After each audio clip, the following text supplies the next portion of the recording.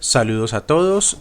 Quiero comentarles que este proyecto de Ciudad de Refugio es un proyecto que inició hace bastantes años, allá en el 2020. Muchos de los audios que ustedes van a escuchar a continuación tienen y vienen de esa época y de años posteriores, del 2020 al 2023. Por tal razón, pues esta pequeña advertencia es para que tengan en cuenta que las fechas que se puedan mencionar en estos audios no corresponden al tiempo presente. Por favor, si ustedes están en algún año en particular guardando una fiesta o están en particular buscando en el calendario judío las fechas del año actual, no se guíen por las fechas que se mencionan en estos audios. De la misma manera que recuerden, todo lo que tenga este audio de advertencia es porque son audios que son de años anteriores, desde 2020 hasta el presente. Muchas gracias a todos y bienvenidos. Shalom a todos, bienvenidos a este audio. Este audio tiene varios componentes sobre los cuales vamos a ir desarrollando el estudio semanal con la ayuda de Hashem. Vamos a ir combinando estudio de Parashá. Vamos a ver como algunos aspectos de Bejucotai, sobre todo de la Parashá Bejucotai. Yo sé que la Parashá ya pasó, pero es importante tener en cuenta ciertos aspectos porque pues ya vamos rumbo a lo que es el segundo tema de este audio, que es la fiesta de Shavuot. Ahorita vamos a entrar durante este próximo fin de semana a la fiesta de Shavuot, la cual va a empezar este sábado en la noche, o sea que termina Shabbat, hacemos Abdalá de Shabbat e inmediatamente empieza ahí mismo la fiesta de Shavuot. Esta fiesta dura 2 días. Empieza el sábado en la noche y termina el lunes al anochecer. Van a ser 48 horas de una oportunidad de conexión espiritual. Prácticamente podemos decir que ya con la fiesta de Shavuot estamos cerrando el ciclo que comenzamos en Pesaj. Hicimos la fiesta de Pesaj, esa fiesta duró una semana, luego pasó un periodo de 49 días, todavía estamos en ese periodo, pero apenas termina ese periodo de 49 días, viene lo que es simbólicamente la entrega de la Torá. Desde el momento en que sale el pueblo de Israel de Egipto, salen de la esclavitud, hasta que reciben la Torá, efectivamente, han pasado 49 días. Y eso, a lo que nosotros respecta, es que tenemos una oportunidad de conectar con energía de la inmortalidad, porque si vamos a la historia que nos dice la Torá, en el momento, la primera vez que el pueblo de Israel recibe la Torá, ellos reciben el regalo de la inmortalidad. ¿Esto qué significa? Significa que las personas de ese entonces que escucharon la Torá directamente de Hashem, si tenían algún defecto físico, ese defecto físico pues terminaba. O sea, una persona que por ejemplo tenía un pie más corto que el otro, se le ajustaban los 2 pies. Si a una persona, por ejemplo, le faltaba un brazo, el brazo le crecía, ¿sí? De eso se trataba, recibir la inmortalidad. Y también, durante un periodo corto de tiempo, mientras ellos recibieron la Santa Torá, de esto es de Midrash, lo que estoy diciendo, rejuvenecieron todos hasta tener la edad ideal de todo ser humano, que la edad ideal de todo ser humano es 21 años. O sea, que cuando tenemos 21 años es cuando tenemos la plenitud de toda nuestra juventud, fuerza física, intelectual, es el momento donde nuestras células todavía están desarrollando y todavía se están multiplicando. A partir de los 21 años ya las células empiezan poco a poco a tener un proceso de decrecimiento. Entonces la edad perfecta de todo ser humano es los 21 años. Y en ese momento, cuando ellos reciben la Torá, tienen todos estos regalos. Entonces es importante después de que vivimos todo el proceso de Pesaj y el proceso de la Sefirat a Omer, de la cuenta del Omer, conectar con Shavuot, símbolos y costumbres de Shavuot. Shavuot, la palabra que traduce Shavuot usualmente es semanas. O sea, la fiesta de las semanas, pero no quiere decir solo semanas, o sea, de Shavua, sino también juramentos. La palabra semanas se dice Shavua, la palabra juramentos se dice Shevua. Shavua, Shevua. ¿Juramentos hacia qué? A que el hombre indica los dos juramentos que Dios y el pueblo de Israel intercambiaron el día de la entrega de la Torá, de permanecer fieles el uno al otro por siempre. De hecho, la fiesta de Shavuot se le equipara de una u otra forma como a un matrimonio. Así como cuando en un matrimonio un hombre y una mujer se unen y hacen unos juramentos, unos votos, de la misma manera, la fiesta de Shavuot es el matrimonio. ¿Entre quién? Entre Hashem y el pueblo de Israel, donde en el pueblo judío se suele firmar un contrato de matrimonio y ese contrato se le conoce como la Ketubá. Es un pergamino que, bueno, no quiero dar muchas indicaciones para no irme por entre las ramas, pero para que un hombre y una mujer se puedan casar y que sea kasher, hay una Ketubá. ¿Cuál es la Ketubá entre Hashem y el pueblo de Israel? La Santa Torá. O sea, la Torá es nuestro documento de casamiento con el árbol de la vida, con la eternidad. Los judíos griegos usualmente a Shavuot lo llamaban Pentecostés o quincuagésimo, porque se celebraba, según la tradición de ellos, 50 días después de la ofrenda del Homer. Existe una costumbre de que en la fiesta de Shavuot se suelen tener 2 panes de trigo, así como en Shabbat, pero en Shavuot también se presentan o se tienen un par de panes de trigo. Los 2 panes de trigo son una referencia a la época del Bet HaMikdash porque simbolizan la dualidad o la naturaleza dual de la Torá, que es la Torá escrita, que se le llama Torah Sheviftach, y la Torá oral, que se le llama Torah Shevial Peh. Y estas dos, la Torá escrita y la Torá oral, se dieron simultáneamente en el monte Sinaí. Tenerlo en cuenta también, porque a veces hay personas que pues por ignorancia, por desconocimiento, piensan que la única Torá válida es la Torá escrita, o sea, los 5 libros del Pentateuco, o sea, lo que es literalmente el Antiguo Testamento. Pero también hace parte de la Torá, y esto está en el tratado de Berajot 1 del Talmud, está incluido el Zohar, está incluido el Talmud, está incluido las Haftarot, todos los libros, los Midrash, todos los libros que fueron tradición oral y que fueron luego pasados a libros, también se les considera Torá y se les llama Torah Shevial Peh.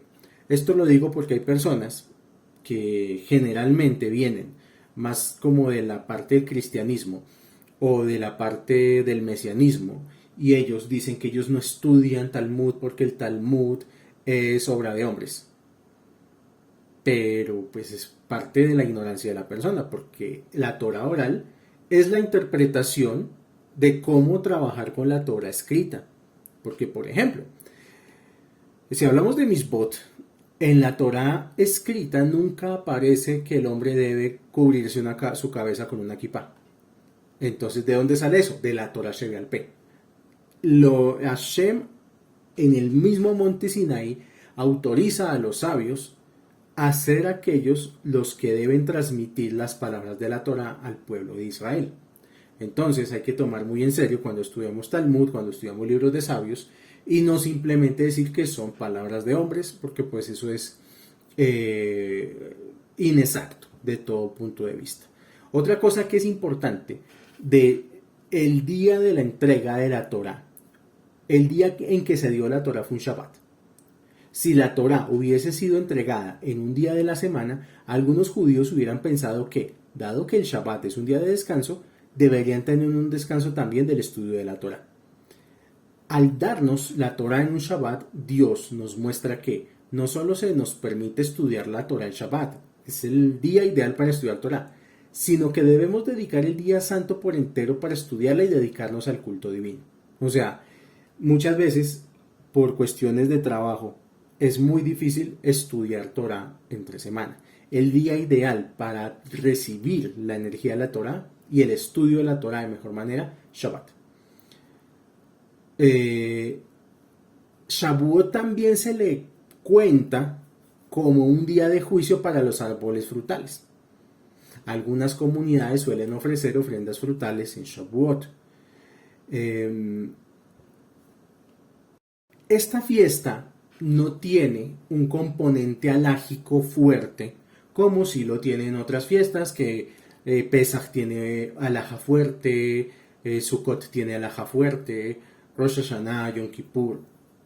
Esta fiesta de Shavuot es más una fiesta para tener una conexión, para estar tranquilos y para recibir la energía de la entrega de la Torah. Entonces no hay una alhaja tan estricta en Shavuot como en otras fiestas. Pero sí hay unas costumbres. Entonces hay les voy a recitar algunas de las costumbres que se hacen en la fiesta de Shavuot. En la fiesta de Shavuot es normal que la persona se desvele. O sea, la noche de la noche, por ejemplo, en el caso de este año, de la noche del sábado a la madrugada del domingo. Entonces es una costumbre y tiene una segula cabalística que la persona pase de largo, pase derecho estudiando, leyendo Torah, repasando palabras de Torah, lo que quiera. Pero si la persona logra desvelarse y no dormirse, va a tener por seguro que va a tener bendición y no va a correr ningún peligro hasta llegar al próximo Rosh Hashanah. Entonces hacer esto es una segula para estar protegidos hasta el siguiente juicio, que es Rosh Hashanah. De hecho, para muchos rabinos, para muchos jajam, Shavuot también cuenta como un juicio en ese sentido, pero es un juicio menor. Algunas comunidades tienen la costumbre de recitar los 613 preceptos de la Torah. O sea, generalmente leen los libros de Maimónides y leen uno por uno los 613 mismos de la Torah. Y con esto dan por sentado que es como si los hubieran cumplido. Otras personas acostumbran en la desvelada de Shavuot a leer los salmos, a leer los Teilim. ¿Por qué? Porque también estamos, el día de Shavuot, la noche de Shavuot, también es la Ilulá del rey David, de David Amelech. Entonces, el mayor legado del rey David son específicamente los 150 Teilim, los 150 salmos. Entonces, también es costumbre recitar todos los 150 salmos entre la noche y la madrugada. De hecho, por experiencia propia se los digo, uno cree que los va a recitar rápido y realmente uno puede durar toda la noche hasta la madrugada y cumple toda la madrugada leyendo salmos. O sea, es largo, pero es también de gran bendición porque uno cumple con Shavuot y cumple con la Ilulá del rey David, de David Amelech. Otras costumbres. Algunas comunidades leen capítulos especiales de la Torá. Entonces, según lo que quieran estudiar, o leen capítulos del Talmud. El secreto como tal es estar conectados con el estudio de la Torá. Porque es como decir que estamos recibiendo la Torá esa noche y esa madrugada. Lógicamente que desvelarse no es en sí mismo una mitzvah. O sea, no es obligatorio desvelarse durante Shavuot. Pero la persona que lo haga va a tener gran bendición. Algunos judíos observan la costumbre de comer en Shavuot lácteos, todo lo que tenga que ver con leche y con miel, pasteles de crema, cheesecake, tortas de queso, sándwich de queso.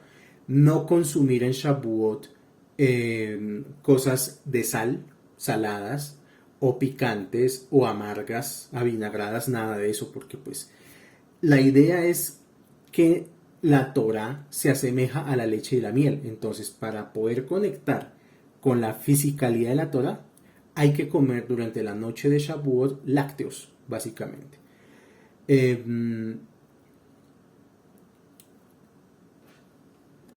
También en muchas sinagogas es costumbre leer el libro de Ruth, Megilat Ruth. Esto se hace en el segundo día de Shavuot. Esto tiene varias razones. Razón número 1. Shavuot es el cumpleaños y también el aniversario del fallecimiento del rey David. Y el libro de Ruth da la información sobre sus antepasados. O sea, Boaz y Ruth vienen a ser los bisabuelos del rey David. Segundo, las escenas de la cosecha son apropiadas para el festival de la cosecha. Y número 3. Ruth fue una conversa sincera, que abrazó el judaísmo con todo su corazón. Similarmente, en Shavuot todos los judíos eran prosélitos, habiendo aceptado la Torá y todos sus preceptos. O sea que la fiesta de Shavuot prácticamente fue como la conversión del pueblo israelita y se convirtieron en Yehudim, en pueblo judío. Estos son como unas generalidades. Como se pueden dar cuenta, no es una fiesta muy complicada, no hay que tener grandes preparaciones, o sea, no es que uno tenga que preparar Shavuot con un mes de anticipación. Lo que sí uno tiene que haber preparado es la cuenta del Omer, como lo dije yo en un audio anterior. Los 49 días entre Pesaj y Shavuot son conocidos como el Omer. Las letras arameas que recitamos durante los 49 días que contamos el Omer son fuerzas de ADN con las que conectamos para corregir y prepararnos para la enorme revelación de luz e inmortalidad en Shavuot. O sea, que toda la energía que fuimos recorriendo estos 49 días de la cuenta del Omer, la vamos a revelar y la vamos a recibir en la fiesta de Shavuot. Cada año, Shavuot es nuestra oportunidad de conectar y atraer la totalidad de la luz de la inmortalidad revelada en el monte Sinaí hace unos 3400 años y causar la eliminación de la muerte en nuestro mundo para siempre. Cada año, mientras aumenta el número de personas que aplican la sabiduría y tecnología de la Cábala en sus vidas, más luz de inmortalidad se revela en nuestro mundo. Extraordinariamente, la ciencia médica se está acercando a descubrir el potencial de la inmortalidad. Podemos acelerar en gran manera este proceso a través de la unidad, el compartir teniendo una mayor conciencia de la Kabbalah y siendo un participante más activo en la conexión de Shavuot. O sea, que no solamente nos beneficiamos a nosotros mismos con la fiesta de Shavuot, sino que estamos revelando luz en gran cantidad para todas las naciones, para todas las personas, no solamente para nosotros y para nuestras casas, para nuestros hogares. Hablamos de que son 49 días la cuenta del Omer. La Kabbalah ya nos ha enseñado, sobre todo en los libros que he leído del Ari, que hay 50 puertas de negatividad. O sea, que el ser humano tiene la posibilidad de cruzar por estas 50 puertas de impureza. Pero, si llegamos algún día a la puerta 50 de impureza, nuestra guerra individual contra el Satán estaría perdida.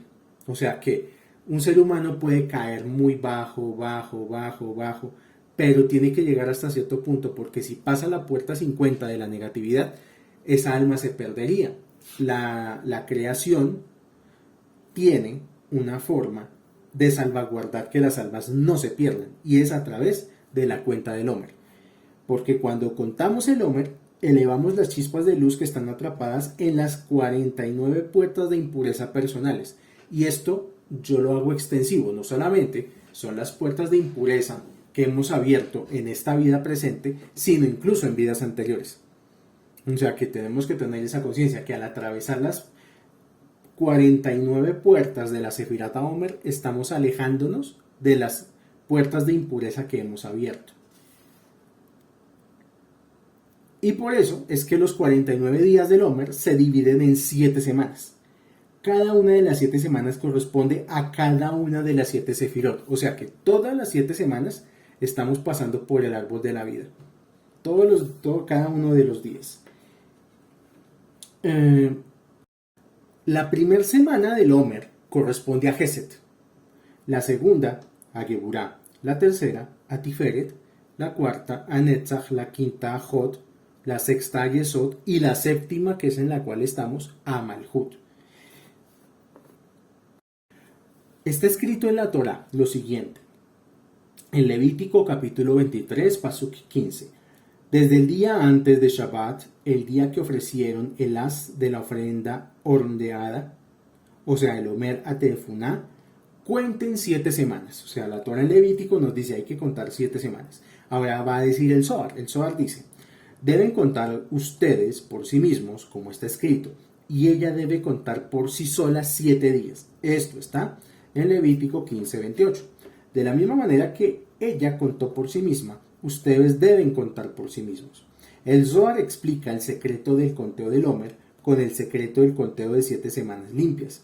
Después de que se detuvo la impureza y el exilio en Egipto, las clipot estaban succionando energía del sistema puro y el sistema impuro controlaba a los hijos de Israel, tanto arriba como abajo. Y los hijos de Israel estaban en la puerta 49 de impureza. O sea, cuando Hashem decide sacar al pueblo de Israel de la esclavitud de Egipto, es porque ya ellos estaban a una puerta de tocar la puerta 50 de impureza. Y este proceso de la cuenta del Omer fue para irlos purificando, para irles quitando esa impureza. En el primer día de Pesaj, la impureza se detuvo y ellos tuvieron que contar 7 semanas limpias, Nekiyim. Y por lo tanto está escrito, ustedes, por ustedes mismos, y como dice el otro versículo, ella contará por sí sola 7 días. Ella significa por sí misma. También la salida de Egipto fue posible debido al despertar de arriba, que se le llama Iraruta Direlá. Y Dios quería que los hijos de Israel trabajaran por sí mismos, desde el tiempo de la salida de Egipto hasta la entrega de la Torá, y construyeran su vasija durante los 49 días de tal forma que hubieran despertar desde abajo. Esto merece una ampliación y es que necesitamos, pues esto es parte como de lo que quería hoy compartir, necesitamos reflexionar en esta fiesta de Shavuot,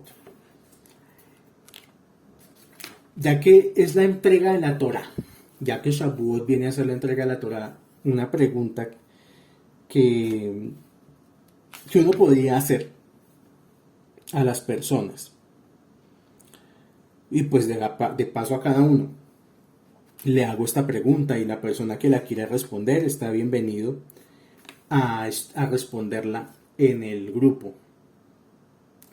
La pregunta es, ¿ustedes por qué creen en Hashem? ¿Por qué están en esto del judaísmo? Cada uno tendrá su respuesta. Cada uno dirá por necesidad. Hay personas que están en esto o están estudiando esto porque la vida les dio tan duro que están mirando a ver si por este lado la vida no les da tan duro. Hay personas que están estudiando esto por curiosidad intelectual, por aumentar como su conocimiento general. Hay personas que estudian esto por fe, solamente por una conexión mística, lo cual no está mal. Pero yo hago esta pregunta, es porque tenemos que situarnos justo en el tiempo de los judíos esclavizados en Egipto. ¿Por qué Hashem los sacó de Egipto? ¿Por qué no les dio la Torá en Egipto? Era más fácil, o sea, si hubiera evitado uno todo el proceso de pasar por el desierto, de llegar al monte Sinaí, del Mar Rojo, y que la gente recibiera la Torá en Egipto y no hubieran tenido que pasar por tantas dificultades. Los tenía que sacar de Egipto. Y una razón fundamental tiene que ver con las plagas de Egipto. Las plagas de Egipto, que esto ya lo estudiamos en el libro de Shemot, las plagas de Egipto tenían una función. No era solamente liberar al pueblo egipcio, al pueblo judío, perdón, no era solamente liberar al pueblo judío. O sea, también era cierto que Hashem pudo haber simplemente liberado a su pueblo con una sola plaga tal vez, o con menos dolor por lo menos para los egipcios. Pero las plagas tenían un objetivo muy claro y es acabar con los dioses egipcios. O sea, lo que las plagas tenían que mostrarle al pueblo de Israel era que esos dioses que ellos conocieron en Egipto estaban totalmente destruidos. Entonces la pregunta es, en nuestra vida cotidiana, ¿cuáles son esos dioses egipcios? Porque en esa época, vamos al estudio, digamos, ya no místico, sino arqueológico. En Egipto se vivía de una manera muy rudimentaria la espiritualidad. O sea, era muy parecida a la espiritualidad de Egipto a lo que hacen hoy en día los brujos y los chamanes, que es el animismo. El animismo es que cada fenómeno de la naturaleza lo adoraban y le daban forma y le ponían una estatua. Entonces, en ese entonces los egipcios a sus ideas erróneas les daban forma y les creaban una estatua. Entonces, si el egipcio veía que caía lluvia, se inventaba el dios de la lluvia y le hacía una estatua con forma humana y cara de animal. Si crecía más fruta en Egipto, entonces era porque el dios de la fruta les ayudó. Y se creaban el dios de la fruta, le hacían una estatua y le ponían cara de animal. Con cualquier cosita que pasaba, ya ellos entraban en un estado de superstición en el cual creaban una imagen. Y Hashem lo primero que hace con nosotros es decirnos, ustedes no van a tener imágenes como los egipcios, ustedes no van a tener, hoy en día pasa, la gente que tiene sus estatuas de sus cosas católicas o de sus cosas santeras o lo que sea. Eso es el nivel espiritual de Egipto, seguir creyendo en ese animismo. Y Hashem lo que quería como proyecto para este pueblo llamado Israel era sacarlos de esas ideas erróneas. Por lo tanto, la razón por la cual nosotros debemos entender que estamos en la Torah tiene que ver mucho con eso. Con el hecho de que estamos constantemente a lo largo de nuestra vida, y es un proceso que nunca para, estamos constantemente depurando nuestra idea de lo que es la divinidad, depurando nuestra idea de lo que es Dios. ¿Para qué? Y esto es lo importante. ¿Qué es lo que la Torah nos da en la vida? Yo lo definiré, cada uno lo puede definir como quiera, y vuelvo y digo, ustedes son libres de interactuar en el grupo, de preguntar, de opinar, y es lo que quiero que hagan. En mi caso, la Torah es un sistema que ha traído para mi vida luz y orden. Luz porque ha clarificado muchos conceptos de cómo funciona la realidad. Y orden porque también le ha dado un orden a mi vida. Y eso es lo que uno debe aspirar, principalmente con la Torah. Y por eso la Parashá Bejucotai dice, cuando inicia, Im Bejucotai teelehu bet mitzvotai tishmeru basitem otam.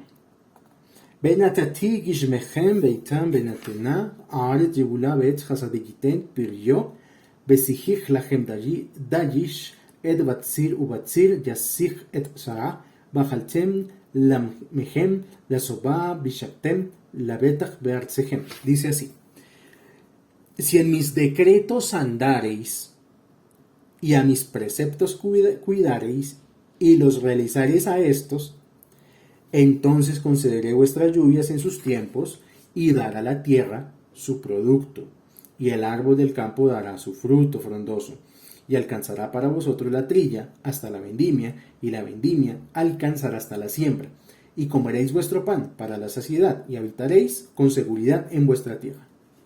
Y pondré paz en la tierra, y os acostaréis, y no habrá quien os atemorice, y haré cesar bestias malas de la tierra, y los que matan con espada no pasarán por vuestra tierra.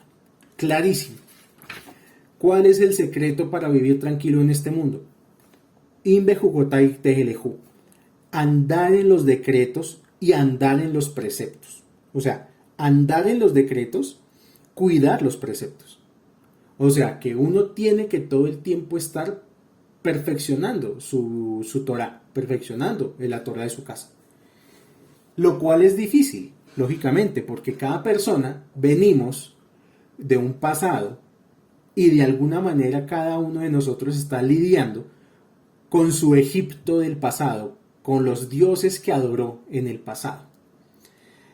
Y eso hace que la idea que cada uno tiene de Dios esté mezclada con sus experiencias o con sus creencias del pasado. Hay personas, por ejemplo, que les es muy difícil y es un proceso que es muy arduo dejar atrás todas sus creencias del pasado para recibir la Torá pura, limpia y completa. Hay personas que, por ejemplo, todavía siguen apegadas a su vida como cristianos y todavía piensan y sienten o pretenden seguir integrando sus símbolos del pasado con la Torá.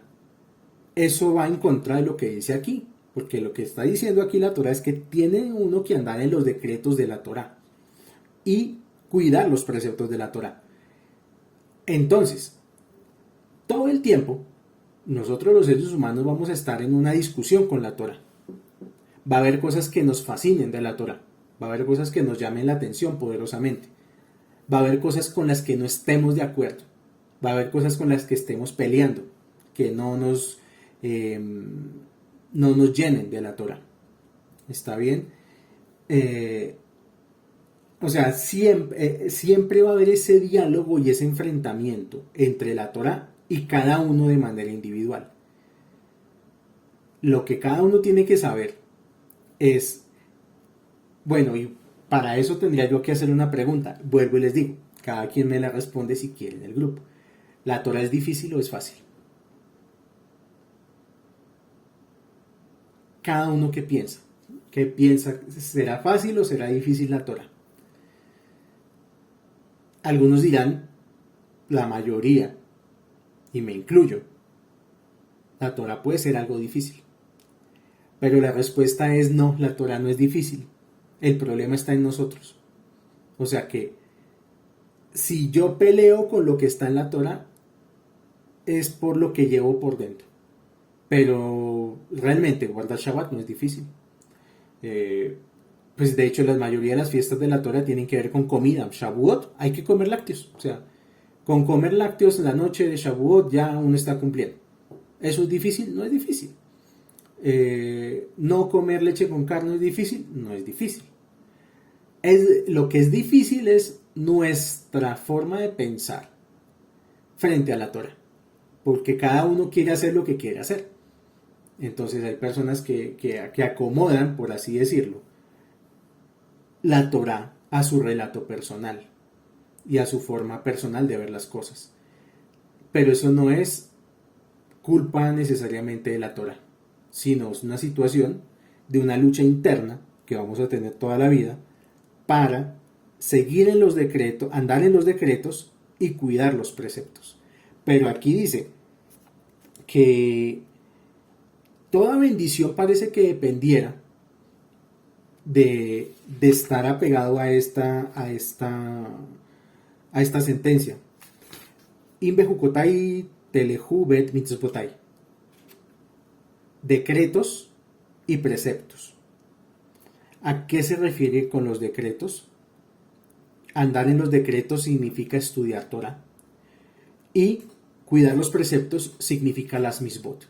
O sea que es un trabajo que va por dos vías. No es solamente estudiar Torah intelectualmente, sino cuidar los preceptos. Y si ustedes se percataron cuando estaba explicando lo del Omer, que el Zohar dice que Hashem quiere que por nosotros mismos hagamos las cosas.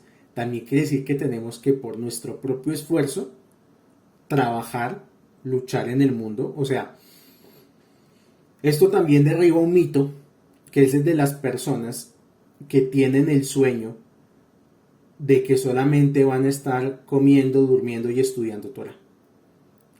También hay que influenciar el mundo y también hay que trabajar en el mundo, también hay que tener un sustento en el mundo. ¿Está bien? Entonces, no es solamente estudiar intelectualmente. A muchas personas se les va la vida solamente estudie y estudie y estudie encerrados en la casa. Pero, ¿y qué? ¿Y qué hicieron por el mundo con ese estudio? Entonces es un equilibrio fuerte y por eso la Torah nos viene a traer orden a nuestra vida, porque hay que trabajar, hay que conseguir dinero, hay que estudiar Torah, hay que guardar Shabbat, Mitzvot. Y eso le trae a uno un orden increíble y le arregla a uno la vida, literal. Dice más adelante Bejucotai que pondré paz en la tierra y os acostaréis y no habrá quien os atemorice. ¿Cuánta gente no vive teniendo miedo y no le está pasando nada? Pero todo el tiempo tienen miedo. ¿Qué les van a hacer? ¿Qué les van a robar? ¿Qué la inseguridad? ¿Qué esto y qué lo otro? La forma de habitar con tranquilidad la tierra es a través de la Torah. Porque incluso dice, anularé bestias malas de la tierra, y los que matan con espada no pasarán por vuestra tierra. Una persona que está pegada a la Torah nunca en la vida se va a enterar de que existen atracadores, ni fleteros, ni nada de eso. O sea, para lo que es el estudio místico de la Torah, las bestias del campo son los atracadores, son la gente que actúa como bestias. Entonces que la Torah me diga que me va a quitar de encima las bestias del campo es una buena señal de que me va a quitar toda esa gente problemática que lo único que hace hacer es mal en el mundo. Con lo cual también hay que decir que cuando una persona, Hasbe Shalom, lo digo solamente como un ejemplo educativo, cuando una persona la roban, la asaltan, también es que Hashem le está mandando un mensaje a esa persona de que qué está pasando, de que cómo va su proceso.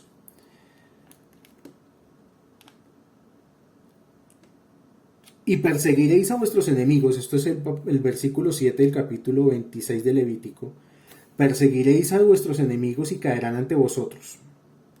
O sea, significa, esto es de Rashi, que caerán entre ellos mismos y por la confusión se matarán entre ellos y caerán muertos ante vosotros sin que ustedes tuvieran que matar. O sea, que la persona que está guardando la Torah, guardando las Mitzvot, esa persona, hasta los enemigos que tenga, entre ellos mismos esos enemigos se van a anular. Esos típicos envidias, esos típicos malos familiares a veces que uno tiene, un mal familiar en la familia, cuando la persona se conecta con la energía del árbol de la vida, Hashem le quita todos sus problemas de encima y la persona ni se entera.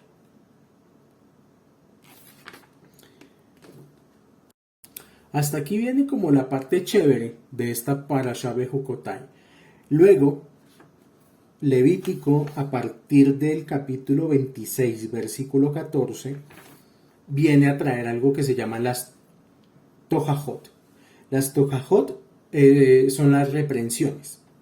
Dice el Talmud en Masejet Megillah 31b, dijo Rabí Elazar, hijo de Rabí Shimon Bar Yochai, Ezra Asofer estableció para Israel que leyeran las reprensiones escritas en el Levítico antes de Shavuot y las escritas en Deuteronomio antes de Rosh Hashanah. ¿Por qué motivo? Para que Tichle Shana Bekileloteja, que se acabe el año malo y sus maldiciones. Pregunta el Talmud, ¿acaso Shavuot es año nuevo? Sí, como dice la Mishnah en Rosh Hashanah, en Shavuot se juzgan los frutos del árbol. Aprendemos aquí dos cosas. Número 1, que Shavuot se considera un año nuevo y los días que le preceden se consideran fin de año. Número 2, que leer las reprensiones citadas a continuación, precisamente en estas fechas, tiene un efecto muy poderoso para que terminen las calamidades. ¿Por qué y cómo el leer estas reprensiones funciona como protección? Podemos explicar esto según lo que dice el Talmud en otra parte. Dice el Masejet Tamid, Rabbi dice, ¿cuál es el camino derecho? Directo al éxito. ¿Qué debe escoger la persona? ¿Cuál es el camino que le va a dar éxito a la persona? Que ame los reproches, ya que todo el tiempo hay reproches en la tierra, hay bendición en la tierra, y tranquilidad y paz llega a la tierra. Y las calamidades se alejan de la tierra. O sea que aquí dice que una segulá, si una persona le quiere bien en la vida, que le gusten las reprensiones. Y eso es lo que menos nos gusta. A nosotros nos gusta, como seres humanos, es que nos digan las cosas bonitas, que nos digan cuán bonitos somos, que nos digan cosas halagüeñas, que nos levanten el ego. Y no nos gusta que nos reprendan. Y aquí está diciendo el Rabí, la persona que quiere éxito en la vida, que ame las reprensiones, los reproches, ya que todo el tiempo que hay reproches en la tierra hay también bendición. Aprendemos de aquí que el escuchar y aceptar reprensiones tiene un efecto potentísimo y casi mágico de generar bendición en la tierra y alejar todas las maldiciones.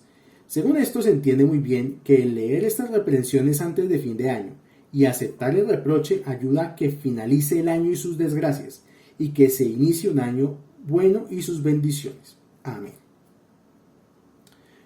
Entonces, las Tojajot vienen siendo desde Levítico 26 del 14, ya les digo,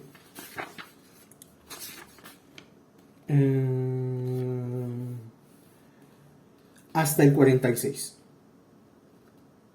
del 14 al 46, capítulo 26 de Levítico. Si de pronto ustedes las quieren leer en voz baja mentalmente antes de Shavuot, durante esta semana, sería muy provechoso que las leyeran para cancelar cualquier tipo de maldición y para que llegue la energía Shavuot solamente cosas buenas. Es decir, escuchar las reprensiones o leerlas de esta parashá se considera como una capara, como si hubieran sucedido en realidad. Una persona que lee las maldiciones es para que desde el cielo le cuenten como que ya pasaron y entonces no las tiene que vivir físicamente.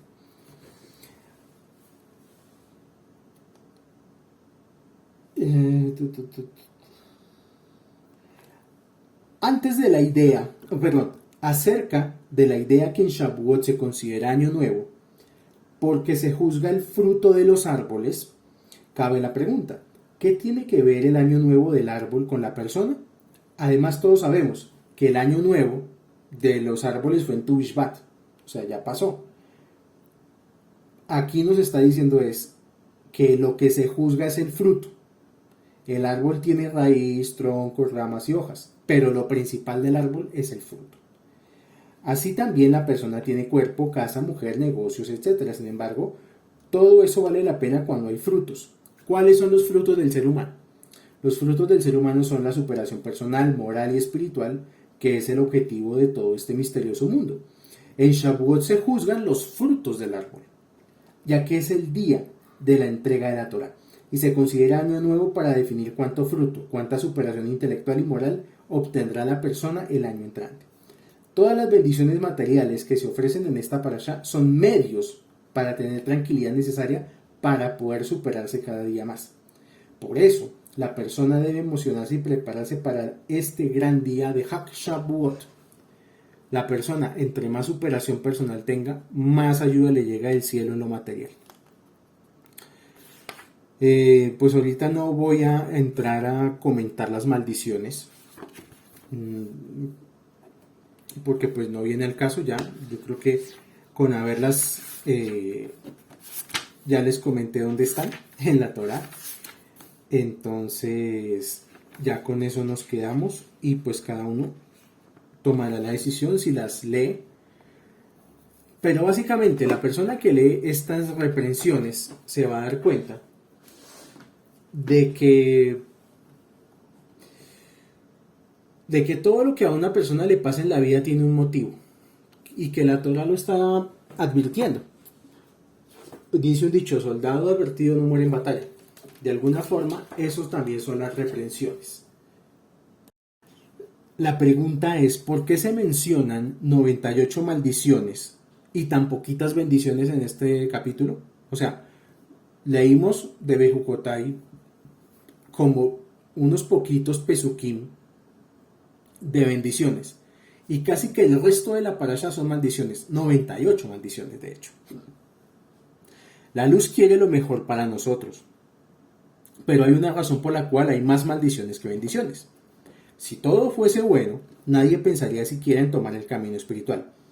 A veces necesitamos maldiciones que nos despiertan de nuestro profundo sueño. La luz necesita advertirnos que no es que nos quede mucho tiempo. Y para esto, con esto voy a cerrar una historia del Gaón de Vilna. Dice aquí, el Gaón de Vilna, Rav Eliyahu ben Shlomo Zalman Kremer, relató esta historia en el templo. Había una vez dos amigos llamados Rubén y Simón.